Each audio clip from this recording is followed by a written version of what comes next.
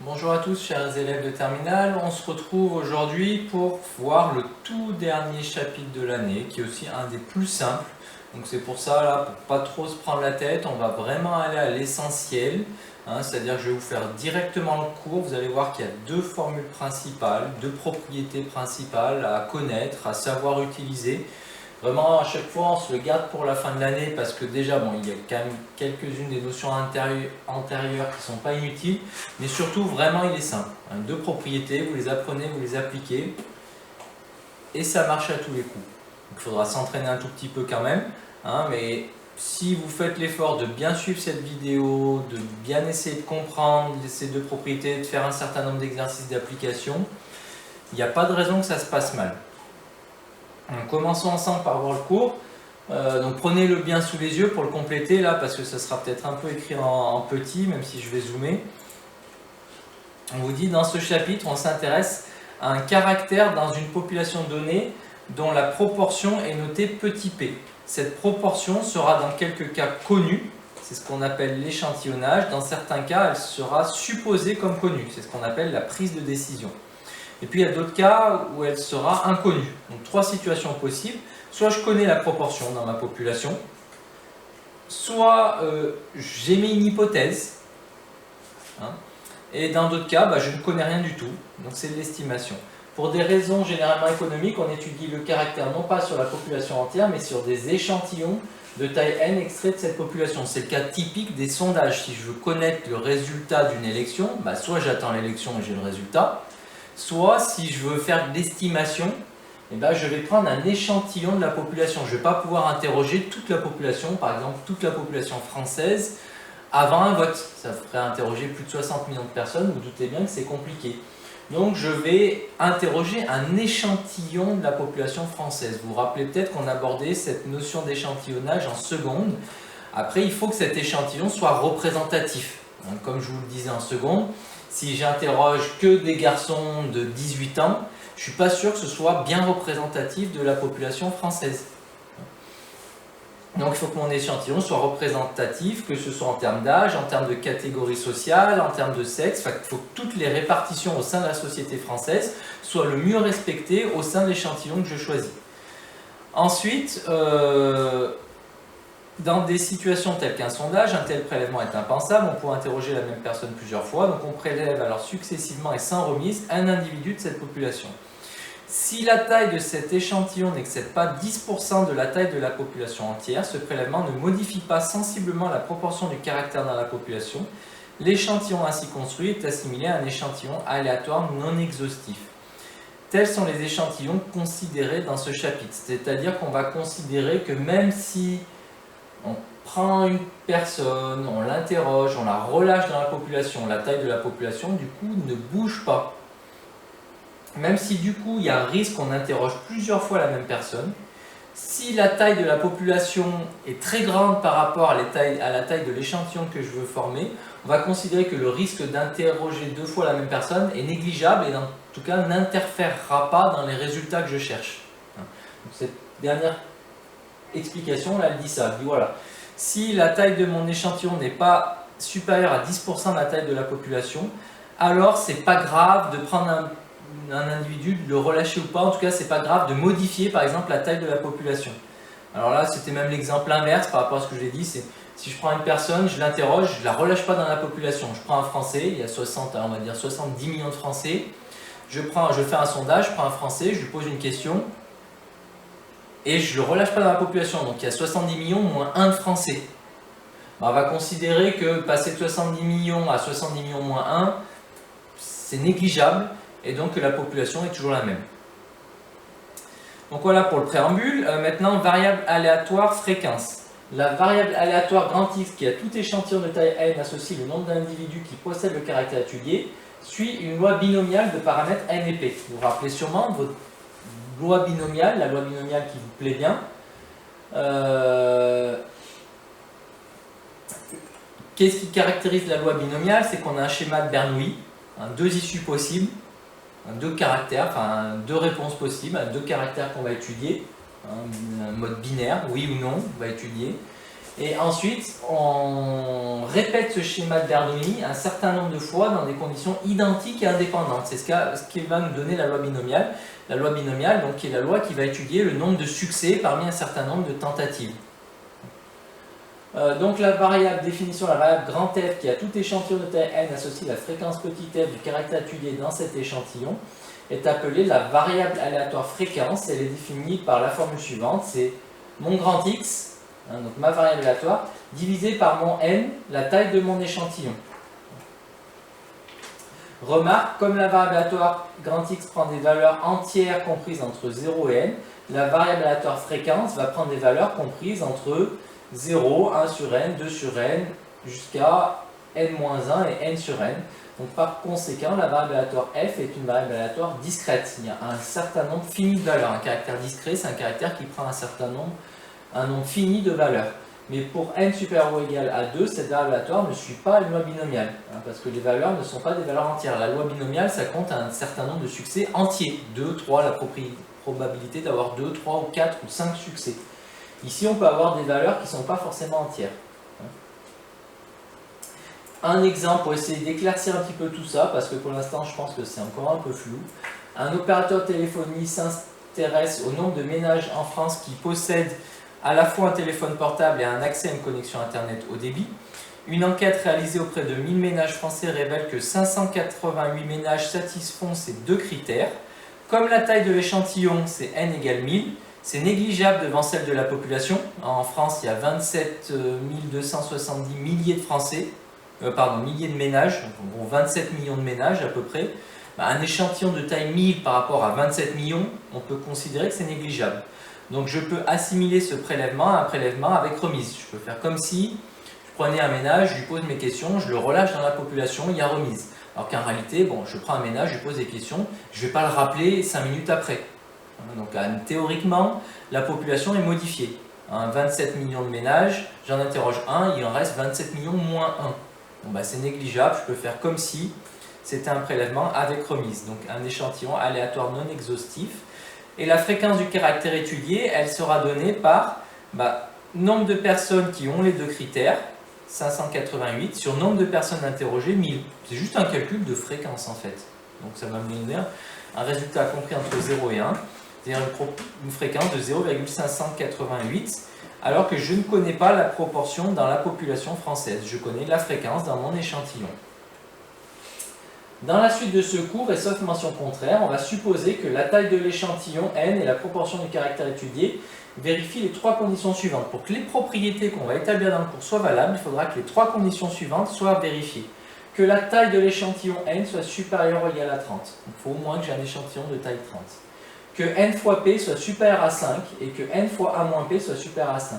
Donc ça, c'est un premier point important. Ce sera les trois conditions à vérifier systématiquement avant de faire mes calculs, avant d'appliquer les propriétés qu'on va voir. Donc, retenez-le bien. Premier réflexe à avoir pour tout exercice, quand on va vous demander de calculer un intervalle de fluctuation, il faudra vérifier que ces trois propriétés-là soient bonnes, soient vérifiées.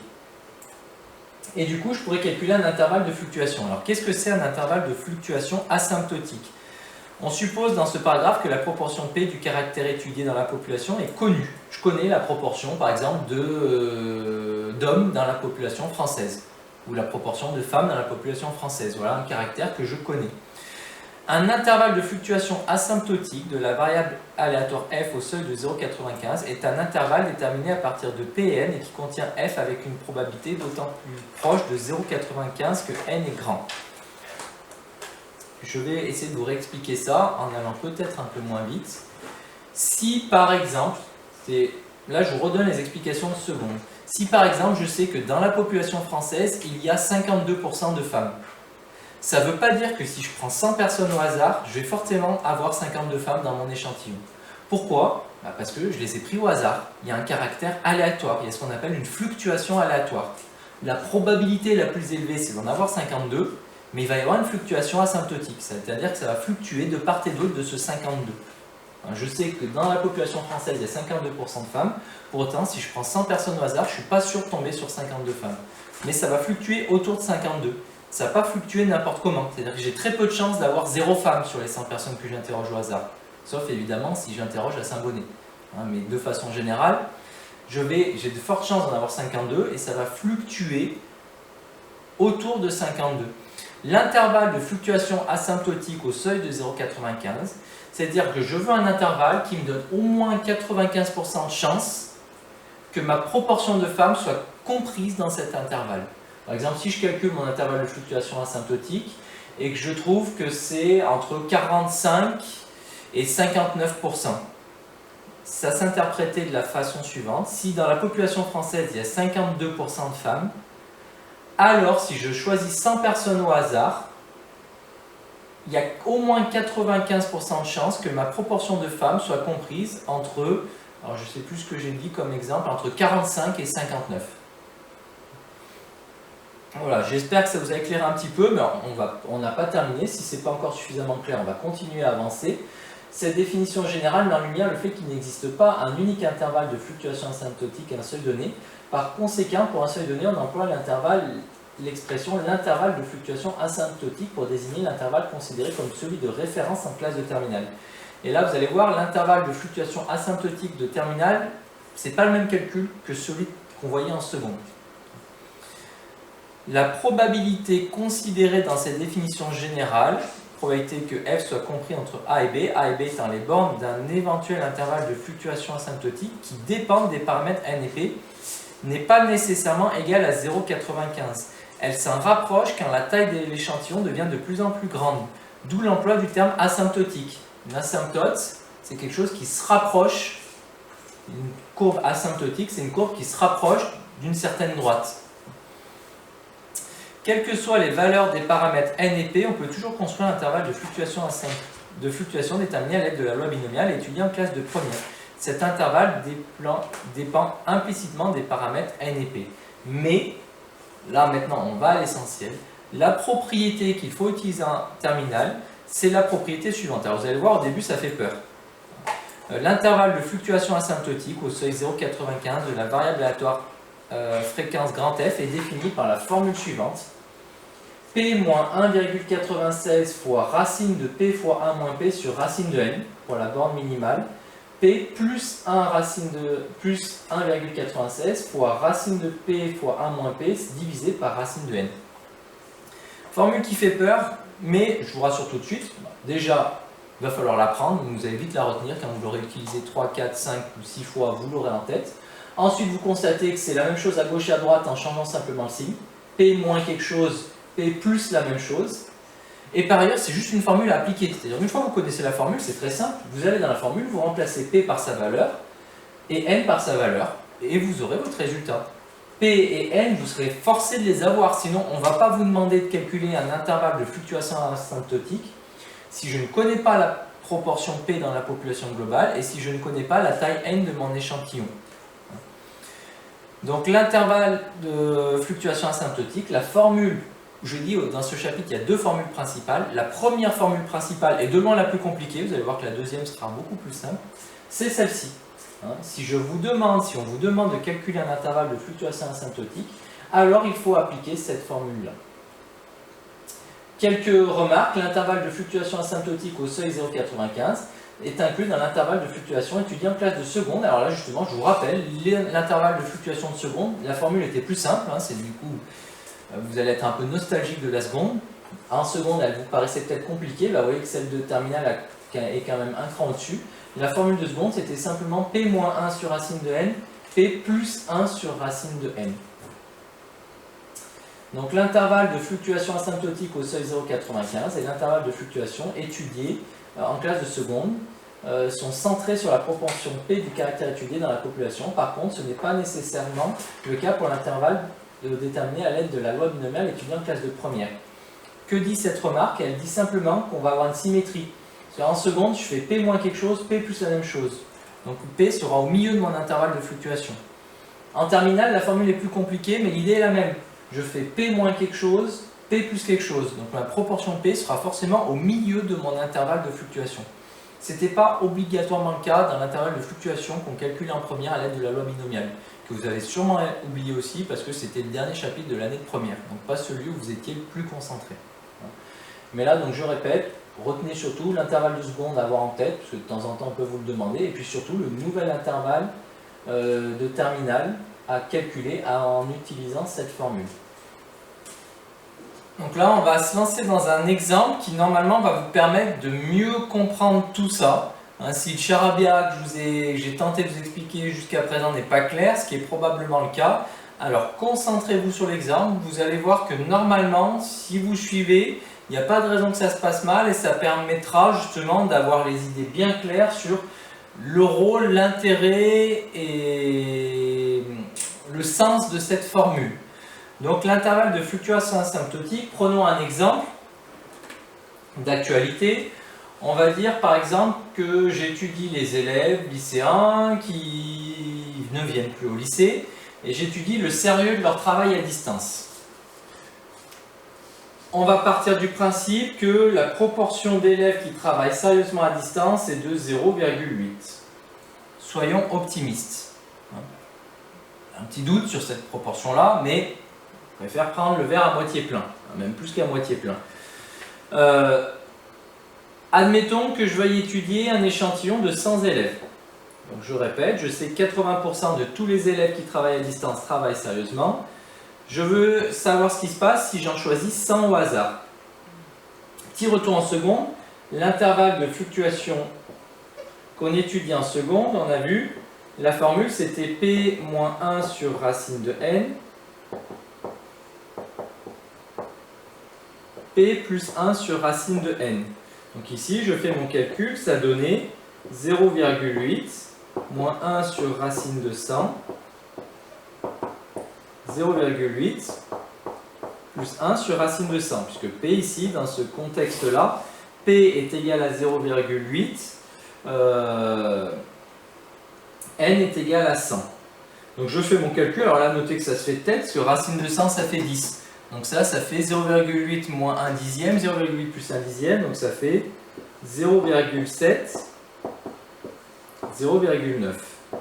Donc ça c'est l'intervalle de fluctuation, vous allez me dire c'est bien beau, mais ça veut dire quoi? Donc là, l'important c'est l'interprétation. Qu'est-ce que ça signifie? Ça signifie que si 80% de tous les élèves qui travaillent à distance travaillent sérieusement, si j'en prends 100 au hasard, je ne vais pas forcément en avoir 80, ça va fluctuer, mais dans 95% des cas, j'en aurai entre 70 et 90%, ou ici entre 70 et 90 élèves du coup. Donc c'est sur 100, le pourcentage correspond au nombre d'élèves. Donc je répète, parce que c'est vraiment important cette interprétation, si je sais que 80% de tous les élèves qui travaillent à distance travaillent sérieusement, je veux savoir ce qui se passe si j'en prélève 100 au hasard, ou ce qui peut se passer si j'en prélève 100 au hasard. Si j'en prélève 100 au hasard, je ne vais pas tomber sur forcément 80%. Par contre, d'après l'intervalle de fluctuation de seconde, dans au moins 95% des cas, parce que c'est un intervalle de fluctuation au seuil de 95, donc dans au moins 95% des cas, la proportion d'élèves qui travaillent sérieusement sera comprise entre 70 et 90%. Il y a toujours 5% qui peuvent s'écarter de ça. J'ai toujours la faible probabilité, par exemple, qu'il n'y en ait aucun qui travaille sérieusement sur les 100 que j'ai interrogés, probabilité très faible mais qui existe. J'ai aussi la probabilité qu'il y en ait 100 sur 100 qui travaillent sérieusement, probabilité assez faible mais qui existe quand même. Par contre, dans 95% des cas, ça sera entre 70 et 90% des élèves. Vous voyez que c'est centré autour de 0,8. Donc ça, c'était l'intervalle de fluctuation de seconde. Maintenant, l'intervalle de fluctuation terminale. Qu'est-ce qui change?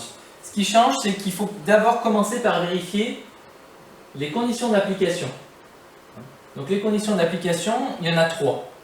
Premièrement, il faut que je vérifie que n soit plus grand que 30. C'est facile à vérifier. Ici, on a dit n égale 100. n égale 100, c'est supérieur à 30. OK. Première condition, vérifier. Deuxième condition, n fois p supérieur à 5. n fois p, ici ça va faire 100 fois 0,8 égale 80. C'est supérieur à 5. OK pour la deuxième. Et la dernière, n fois 1 moins p, ça fait 100 fois 1 moins 0,8, donc 100 fois 0,2, ça doit faire 20. OK aussi. Donc mes 3 conditions sont vérifiées. J'ai donc le droit de calculer mon intervalle de fluctuation asymptotique. Donc ça, c'est toujours la première chose à faire. Maintenant que j'ai vérifié ça, je peux donc calculer mon intervalle de fluctuation asymptotique. Pour ça, j'utilise la formule que je vous ai remise ici. P moins 1,96 racine de P fois 1 moins P sur racine de N. P plus 1,96 racine de P fois 1 moins P sur racine de N. Donc ici, mon intervalle de fluctuation, je le calcule.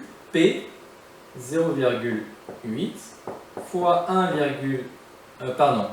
moins 1,96 fois racine de P fois 1 moins P, donc racine de P c'est 0,8, fois 1 moins P c'est 0,2, sur racine de N, racine de 100. La même chose de l'autre côté avec un plus, 0,8 plus 1,96, racine de P fois 1 moins P, donc racine de 0,8 fois 0,2, sur racine de 100. Voilà mon intervalle. Donc l'inconvénient de cet intervalle, c'est qu'il se calcule beaucoup moins facilement de tête. Donc là, un coup de calculatrice. Et si tout va bien, votre calculatrice va vous indiquer l'intervalle suivant, 0,7216, 0,8784. Donc voilà pour l'intervalle de fluctuation asymptotique de terminale, qui s'interprète de la même façon que l'intervalle de fluctuation asymptotique de seconde, c'est-à-dire que si je prélève au hasard 100 élèves dans la population française, si dans la population française la proportion d'élèves qui travaillent sérieusement à distance est de 80%, alors il y a 95% de chances, au moins, que la proportion d'élèves qui travaillent sérieusement dans mon échantillon de taille 100 soit comprise entre 72,16% et 87,84%. C'est-à-dire qu'il y ait entre environ 72 et 88 élèves qui travaillent sérieusement si j'en prends 100 au hasard, sachant que à l'échelle nationale, à l'échelle globale, il y en a 80% qui travaillent sérieusement. Intervalle de fluctuation asymptotique, ça va fluctuer, vous voyez qu'il est aussi centré autour du 0,8, ça va fluctuer dans 95% des cas au moins dans cet intervalle-là. Et vous constatez que, comme on le dit ici, il est inclus dans l'intervalle de seconde. L'intervalle de seconde, on a trouvé 0,709. Vous voyez que cet intervalle-là est plus précis. Hein, c'est pour ça qu'on le fait en terminale, déjà parce que la formule est plus compliquée, mais aussi parce qu'il amène plus de précision. L'intervalle de seconde est assez approximatif. Celui-ci, son amplitude est plus petite, donc on a plus de précision que l'intervalle de seconde. Donc voilà, si vous avez compris ça, je le dis, vous avez compris déjà la moitié la plus compliquée de ce chapitre, comment calculer un intervalle de fluctuation. Donc petit résumé, c'est dans le cas où je connais la proportion dans toute la population. Première chose à faire, je vérifie les critères d'application, les 3 critères d'application qui sont assez simples à vérifier, c'est 3 calculs à faire, il n'y a même pas de calcul pour le premier, il suffit de vérifier que n est plus grand que 30. Une fois que je sais que les 3 critères sont vérifiés, je peux calculer ma formule qui me sert à savoir ce qui va se passer dans des échantillons de taille n. Hein, je sais ce qui se passe dans la population, je veux estimer ce qui va se passer dans un échantillon de taille n. Hein, et dans 95% des cas, la fréquence observée sera comprise dans mon intervalle de fluctuation asymptotique.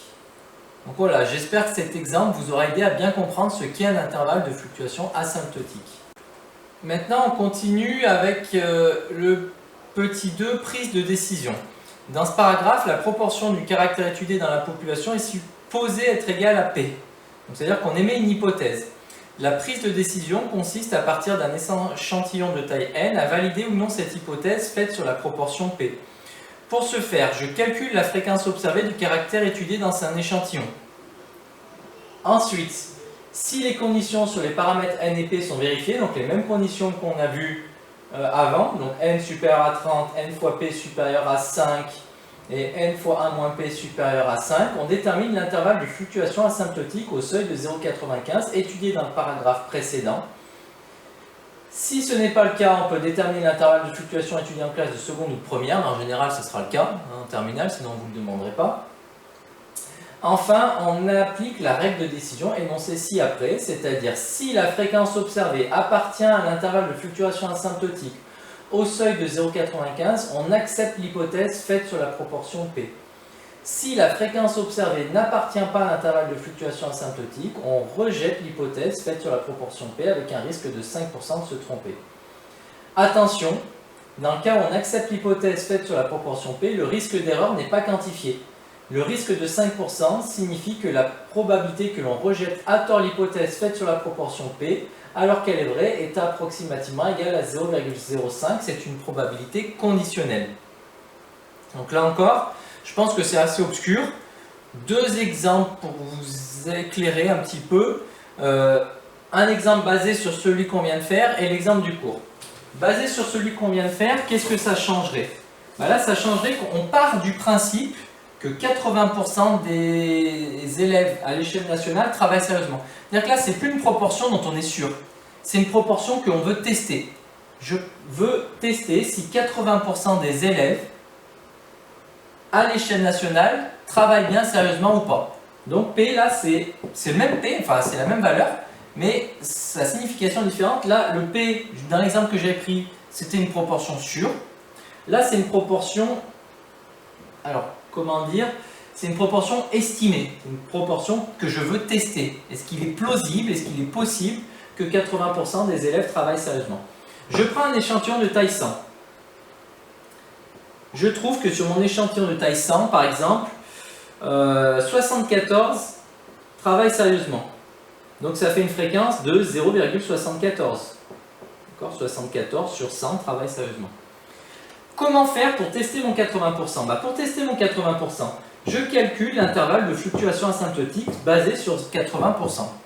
C'est exactement le même calcul que je viens de faire, donc c'est exactement la même réponse. C'est-à-dire que s'il y a bien 80% des élèves qui travaillent sérieusement à l'échelle nationale, si je prends un échantillon de taille 100, la fréquence doit être comprise là-dedans. Et je vérifie simplement si ma fréquence observée dans mon échantillon, elle est dedans ou pas.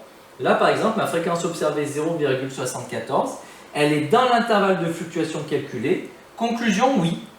Je peux estimer que c'est possible que 80% des élèves à l'échelle nationale travaillent sérieusement.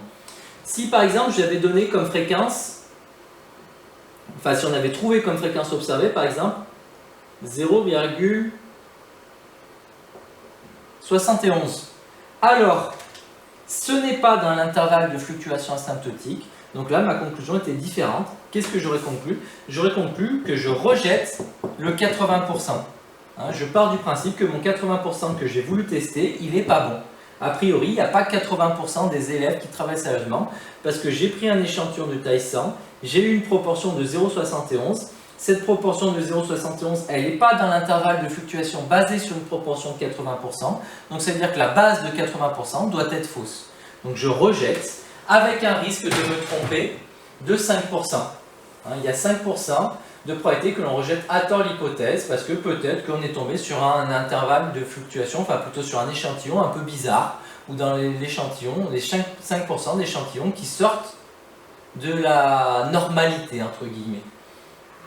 Donc voilà, un autre exemple, celui du cours.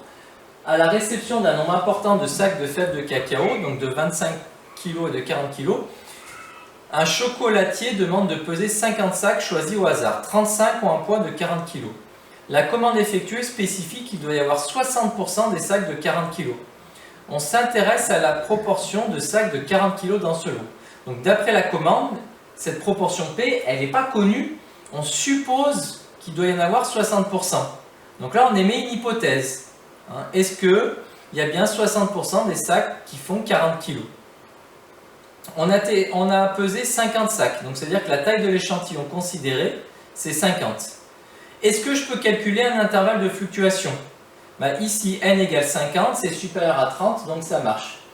N fois P, c'est 50 fois la proportion P que je veux tester, c'est 60%. Donc c'est 50 fois 0,6. 50 fois 0,6, ça fait 30. C'est bien supérieur à 5. C'est ce que je veux. Et n fois 1 moins P, ça fait 50 fois 1 moins 0,6, ça fait 50 fois 0,4, ça fait 20, c'est supérieur à 5. Donc les conditions sur les paramètres n et p sont vérifiées. Je peux ainsi définir l'intervalle de fluctuation asymptotique au seuil de 0,95 dans un échantillon de taille n, qui sera donné donc par la formule du cours, P moins 1,96, racine de P fois 1 moins P sur racine de n. Donc ici, P on a dit c'est 0,6. Je veux tester si c'est bien possible qu'il y ait 60% des sacs qui pèsent 40 kg. Moins 1,96, lui il ne bouge pas. Racine de P fois 1 moins P, donc ça fait racine de 6 fois 0,4. Racine de n, taille de l'échantillon, 50. Je fais mon calcul, je tombe sur cet intervalle de fluctuation, qui veut dire, s'il y a bien 60% des sacs qui pèsent 40 kg, si j'en prends 50 au hasard, la proportion de sacs pesant 50 kg doit être comprise entre 0,4642 et 0,7358. Or, là j'en ai prélevé 50, il y en a 35 qui faisaient 40 kg. 35 sur 50, ça donne une fréquence de 0,7. Fréquence qui est bien dans mon intervalle de fluctuation. Conclusion, mon hypothèse de départ, je la valide. L'hypothèse selon laquelle le lot contient 60% de sacs de 40 kg est acceptable. Le chocolatier peut accepter ce lot. Par contre, il ne connaît pas le risque de se tromper, c'est-à-dire la probabilité d'accepter ce lot, sachant qu'il ne serait pas conforme à la commande.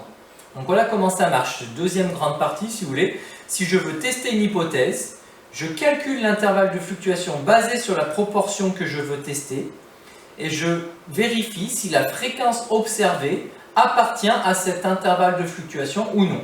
Si la fréquence observée est dans l'intervalle de fluctuation, alors je valide mon hypothèse, la proportion P est acceptée. Si la fréquence observée n'est pas dans mon intervalle de fluctuation, alors je rejette mon hypothèse, la proportion P, a priori, elle n'est pas correcte, avec un risque d'erreur de 5%. Voilà comment ça marche pour cette partie-là. Allez, on enchaîne sur la dernière partie principale, estimation et maintenant intervalle de confiance. Dans ce paragraphe, on suppose que la proportion P du caractère étudié dans la population est inconnue. Donc on est dans le troisième cas. Vous avez vu, le premier cas, intervalle de fluctuation, je connais la proportion dans la population. Deuxième cas qu'on vient de voir, je veux émettre une hypothèse, je l'estime. Et là, troisième cas, là je ne la connais pas du tout. Je ne connais pas la proportion dans la population. Un intervalle de confiance, pour une proportion P au niveau de confiance 0,95, c'est la réalisation à partir d'un échantillon d'un intervalle aléatoire qui contient la proportion P avec une probabilité supérieure ou égale à 0,95. C'est-à-dire que je vais prendre un échantillon et je veux, à partir de cet échantillon, estimer ce qui va se passer dans la population dans au moins 95% des cas.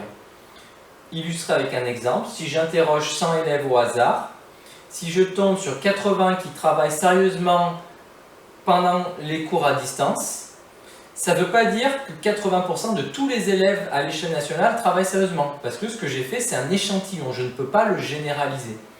Mais je voudrais pouvoir faire ce qu'on appelle un intervalle de confiance, c'est-à-dire un intervalle qui me donne 95% de chance que la proportion à l'échelle nationale soit dedans.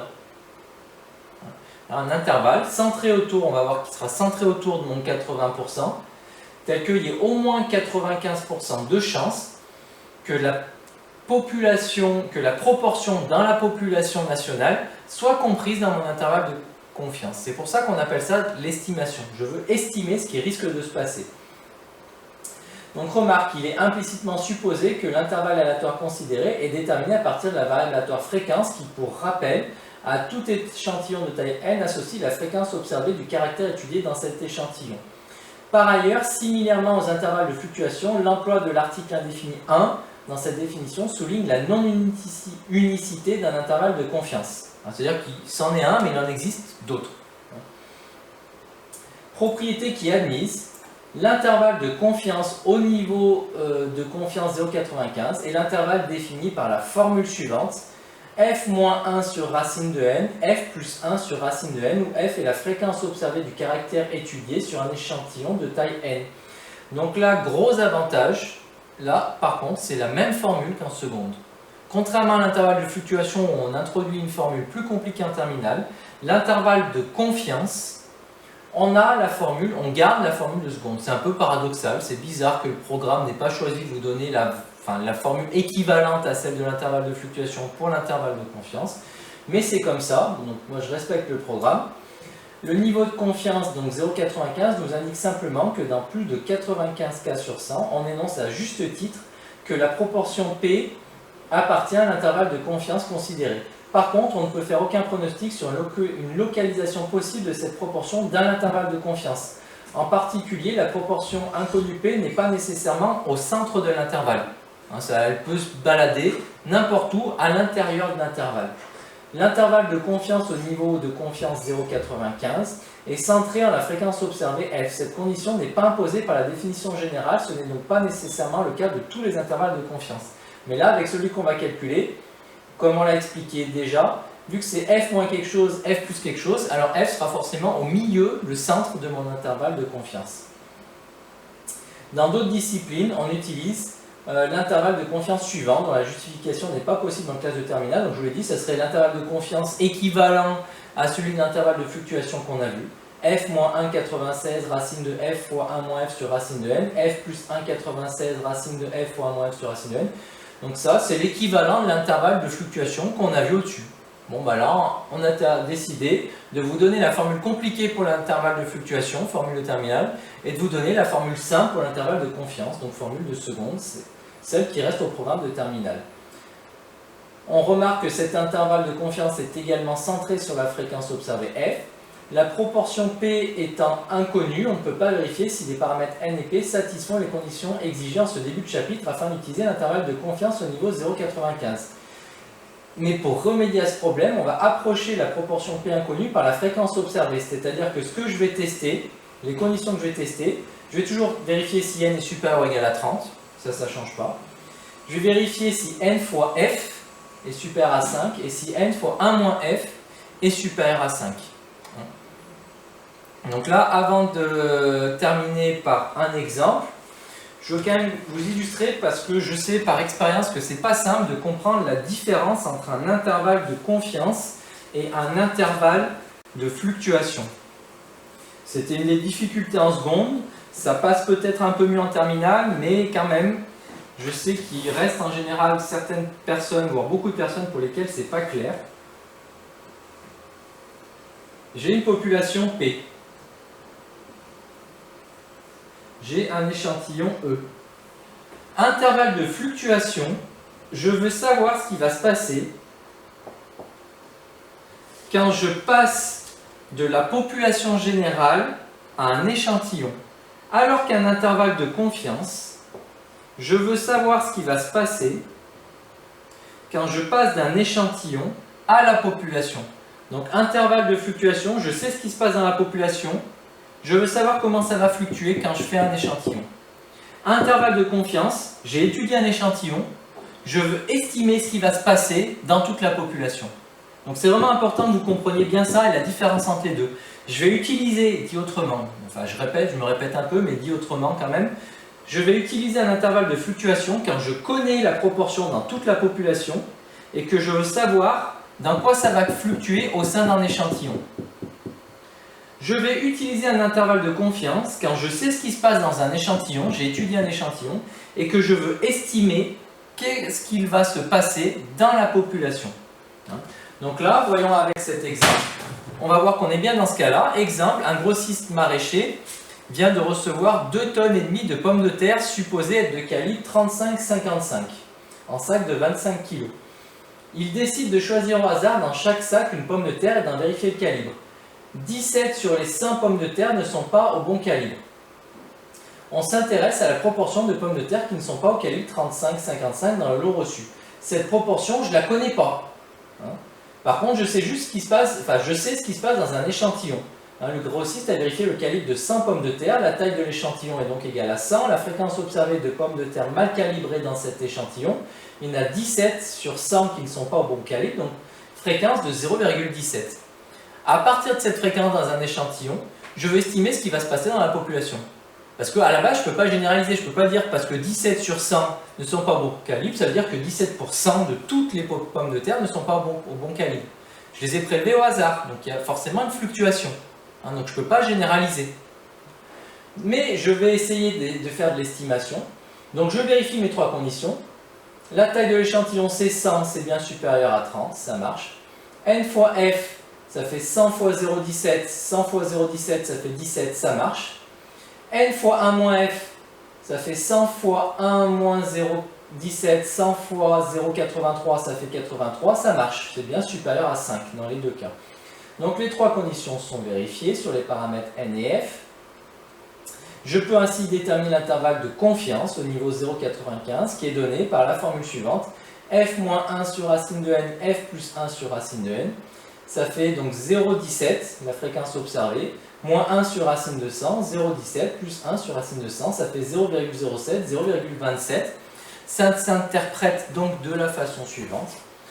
D'après l'échantillon de pommes de terre prélevées, je peux estimer que la proportion de pommes de terre mal calibrées dans toute la population des pommes de terre sera comprise entre 0,07 et 0,27, c'est-à-dire entre 7 et 27% de pommes de terre.